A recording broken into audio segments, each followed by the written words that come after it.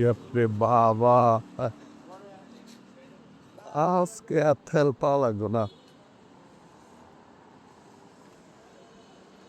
এত বড় স্ক্রিয়াল দিয়া ২০০ টাকার তেল। লতাম হবে ভাই। ওইটা কোথাও দেখি। পেট্রোলের অবস্থা কি এটা দেখা লাগবে আগে।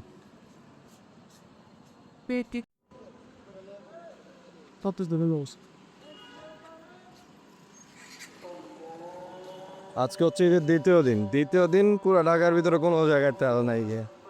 প্রায় ৫-৬টা পাম্প ঘুরা পরে এক জায়গায় এসে দাও পেট্রোল পাওয়া যাইতেছে ২০০ টাকার, এর বেশি না, এর বেশি দিচ্ছে না তারা। আর সিরিয়াল রে বাবা রে।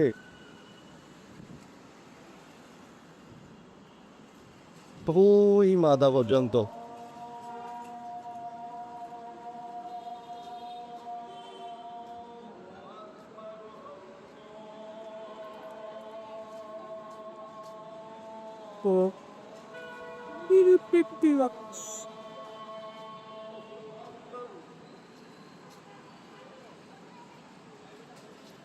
অবশেষে আধা ঘন্টা পর আইলাম পাম্পের কাছে গাড়ি লইয়া।